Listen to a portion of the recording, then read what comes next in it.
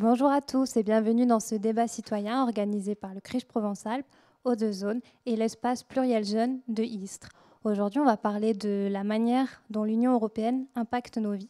Souvent, quand on parle de l'Union européenne, c'est pour dire qu'on ne s'y sent pas citoyen, qu'elle ne fonctionne pas comme on voudrait, ou souvent même on ne participe pas aux élections européennes.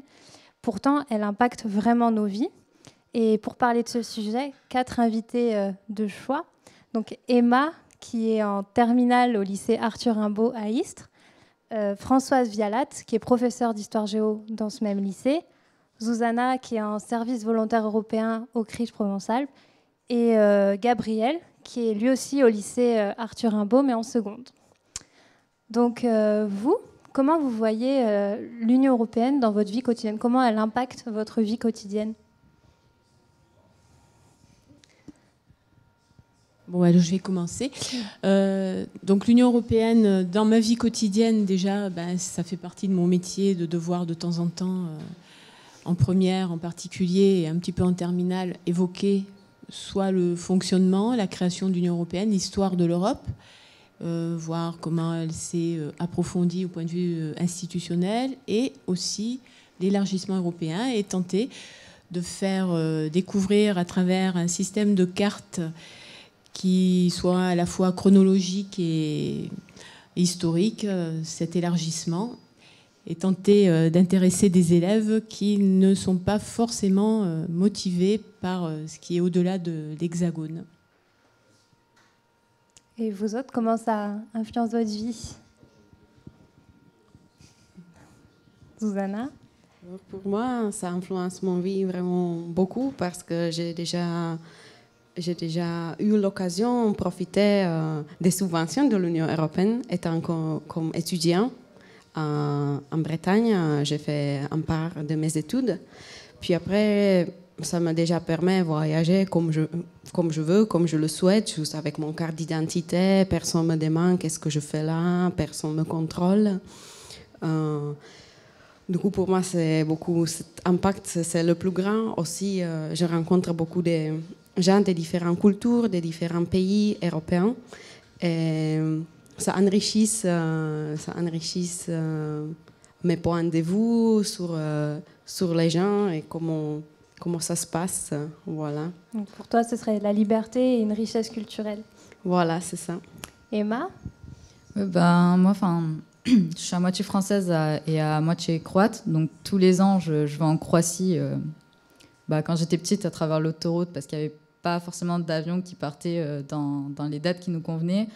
Bon, maintenant, vu que ça devient un peu plus compliqué de passer par la route, enfin pas plus compliqué dans le sens que pour conduire, parce que mes parents vieillissent, moi j'ai pas encore passé mon permis. Du coup, comme il y a quand même 12 heures de route, ça fait beaucoup, mais c'est vrai que le fait de ne pas avoir de frontières, c'est sûr que ça aide beaucoup quand même, justement pour aller voir la famille, parce que au poste de douane, là par exemple, je suis allée, on a repris la voiture pour passer vraiment quelques jours en Croatie, parce que sinon il n'y avait pas d'avion disponible. Et c'est vrai que y a la Slovénie qui a décidé de poser des contrôles à la sortie de la Croatie, et on a passé 2 heures au contrôle de douane. Et je me suis dit, c'est vrai que moi depuis que je suis née, les douanes, on les passe directement, il y a aucun contrôle entre. C'est vrai que ça aide beaucoup, c'est un gain de temps quand même qui est assez important, qu'on ne voit pas nécessairement. Et c'est vrai que quand je vais sur les littoraux croates, vraiment pour la partie vacances, pas pour la partie famille, je vois souvent des Allemands, des Anglais, des Français qui viennent en Croatie. Et puis quand on est dans des campings ou quoi, les enfants, on se rencontre entre nous. Et on se rend compte aussi que déjà, il n'y a pas besoin de langue pour se comprendre. Et du coup, c'est vrai que depuis toute petite, j'ai l'habitude de côtoyer des gens qui ne viennent pas forcément de mon pays. D'autres cultures. De mon pays, de ma culture. Et ça m'a donné beaucoup d'envie de voyager. Et du coup, je trouve que c'est super aussi que justement, il y ait un État comme ça avec... un État.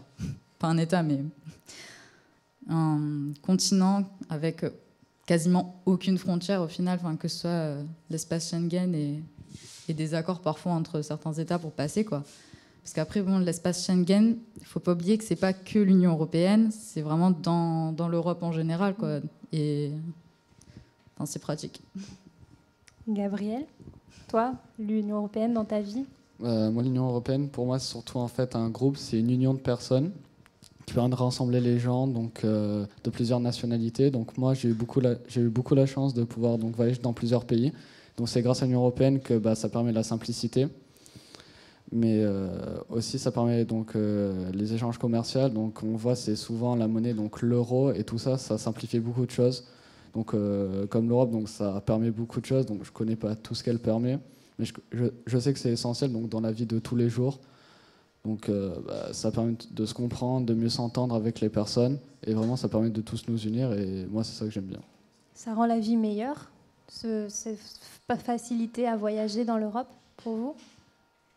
Moi, personnellement, c'est vrai que, comme je disais, comme j'y vais tous les étés pour voir ma famille, que je peux voir un seul mois dans l'année, c'est sûr que bon, s'il y avait des contrôles qui étaient beaucoup plus stricts, je perdrais vraiment beaucoup de temps à devoir passer par tous les contrôles avant d'enfin arriver à ma famille que j'ai pas vue depuis un an. Donc ils vont me voir, ils voient une petite fille, puis l'année d'après, waouh, mais t'as grandi. Enfin même maintenant, même si je grandis pas réellement, mes grands-parents à chaque fois, je suis leur petite fille, donc ils me voient tout le temps grandi. Puis j'ai appris des nouvelles choses, donc je leur raconte un petit peu tout ce que je fais. Puis pareil, mes petites cousines, elles ont pas nécessairement le même programme. Du coup, des fois on apprend. Je leur dis un petit peu ce que je vois à l'école, puis elles me disent ce qu'elles voient. Et puis c'est vrai que par exemple, elles ont vu la guerre de Yougoslavie, que moi, j'ai demandé à ma mère ce qui s'est passé, parce que elle était là au moment où ça s'est produit, alors qu'en France, on n'en parle pas du tout, et c'est la dernière guerre qui a eu lieu en Europe, quoi. Et donc là, on a parlé du voyage, et à part le voyage, par exemple, l'Europe, elle prend des réglementations, elle prend des mesures, par exemple sur la consommation. Vous voyez des effets sur votre vie quotidienne de ça aussi? Moi, oui, je suis content plus ou moins qu'on peut lire sur tous les produits qu'on a, on peut lire qu'est-ce qu'il y a dedans. C'est une liberté de choix. Donc ça, on rappelle, oui, ça vient de l'Union européenne, cette obligation. Oui, voilà. Du coup, comme ça, je peux me choisir ce que je veux manger, vraiment, et si ce produit est de qualité ou non. S'il y a des huiles de palme, ou s'il y a de lait ou du sucre, de n'importe où, je peux le laisser dans le magasin. Aussi, je trouve que ce qui est bien, c'est la protection d'origine de certains types de produits. Comme ça, même si la démarche peut-être est difficile, pour vraiment acquérir cette protection d'origine, appellation d'origine protégée, ou il y a encore une autre. Et je pense que c'est bien. Oui, savoir d'où ça vient et ce qu'il y a dedans. Oui, voilà. Vous voyez d'autres choses sur ce genre de mesures? C'est vrai qu'après, dans le même exemple, il y a aussi, par exemple, je sais pas, quelqu'un qui viendrait ici, ou moi, par exemple, quand on va en Croatie, des fois, mes grands-parents, ils ont acheté un meuble, puis ils n'arrivent pas forcément à le monter. Et mon père va les aider, mais par exemple, lui, il ne parle pas très bien croate. Et c'est vrai, les notices, maintenant j'y pense, c'est vrai, les notices, elles sont dans plusieurs langues. Il y a anglais, français, croate, je sais pas, espagnol, toutes les langues. Et c'est vrai que du coup, c'est vrai que c'est très pratique. J'y pense pas nécessairement, mais c'est vrai que là, y réfléchir, oui, le fait qu'il y a plein de petits trucs comme ça dans différentes langues, c'est sûr que c'est plus pratique parce que tout le monde n'a pas nécessairement accès au français ou à l'anglais et à l'espagnol. Parce que c'est les 3 langues que je fais personnellement dans le lycée. Mais après, je sais que par exemple en Croatie, le plus souvent les élèves font anglais et allemand. Oui. Du coup, c'est vrai que c'est pratique qu'il y ait quand même dans différentes langues, histoire que tout le monde puisse finalement trouver son compte et pouvoir lire la notice, ou comme elle a dit, le dos des... Ce qu'il y a dans les aliments ingrédients, dans les aliments. Et Françoise Vialat, donc vous êtes professeure, donc ça peut aussi être intéressant de nous dire, est-ce que vous avez l'impression que les élèves, ils sont conscients que l'Union européenne, ça va impacter leur vie? Oui et non. Alors, conscient, oui. Je pense quand, par exemple, il y a les échanges scolaires. Là, on va accueillir les petits Allemands de Radolzell. Donc, c'est vrai que quand on les voit tous ensemble, ils s'entendent bien. Ils ont les mêmes cultures communes, c'est vrai. Souvent anglo-saxonnes, il faut dire ce qui est.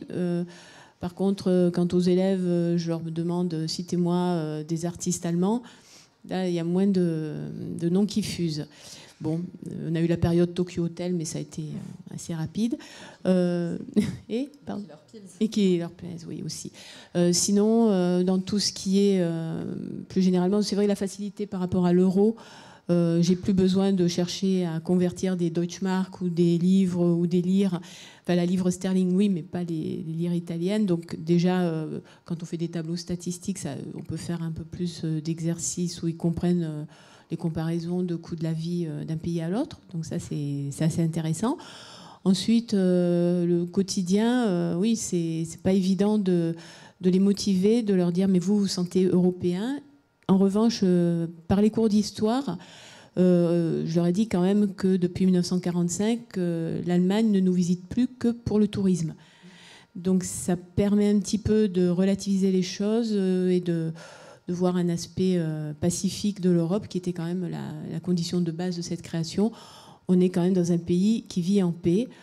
Ensuite, bon, bien sûr, des événements récents tragiques nous ont rapprochés des Belges, hélas, au mois de novembre. De temps en temps, on peut essayer d'avoir des petites fulgurances comme ça, reliées à la notion on est des Européens et on peut avoir mal ensemble quand l'occasion se présente. Ça, c'est vrai. C'est vrai qu'on est aussi souvent de familles marquées par la guerre. C'est mon cas. Donc, de voir qu'il y a quand même cette paix. Et puis moi, bon, je suis aussi une maman et mes élèves ont l'âge de mes enfants dans la plupart des cas. Et c'est vrai de dire finalement on vit dans un... Je dis pas une île heureuse, comme on disait dans les années 30, mais espérons que ça va durer le plus longtemps possible. Et c'est vrai, comme dit Emma, quand on sait ce qui s'est passé en Yougoslavie, c'était à 1 heure d'avion de chez nous. La tragédie yougoslave, un peu plus loin en avion, on a des tragédies syriennes qui nous touchent aussi. Tout à l'heure, dans l'autre débat, on évoquait le problème des flux de migrants.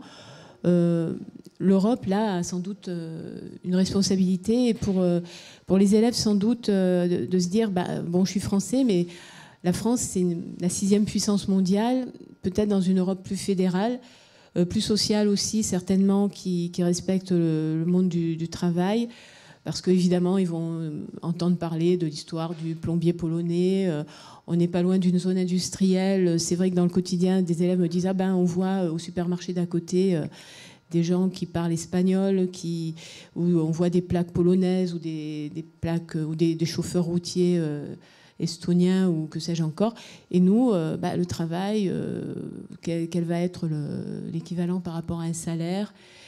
Quel est l'avenir aussi ? Alors, est-ce que l'Europe, là, ils s'y reconnaissent ? J'avoue que moi, j'ai pas les clés des fois pour leur répondre. Et on attend beaucoup des politiques, on attend beaucoup de réponses à la fois de ce qui se passe à Bruxelles ou à Strasbourg. Mais du coup, ça devient abstrait. Et dans le quotidien, madame, vous pensez quoi de ceci, cela ? Des fois, je suis bien embêtée. Voilà. Et peut-être l'Union européenne, ça peut être une protection pour les droits de l'homme. Vous en pensez quoi ? Ça nous aide à préserver les droits de l'homme, à éviter les guerres,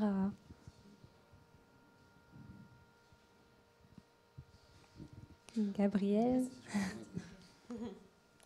Oui, en fait, dans l'Union européenne, nous tous, on se sent protégés, parce que justement, on est un groupe, on est unis. Et c'est ça qu'on fait, quand tout le monde en fait s'entend bien.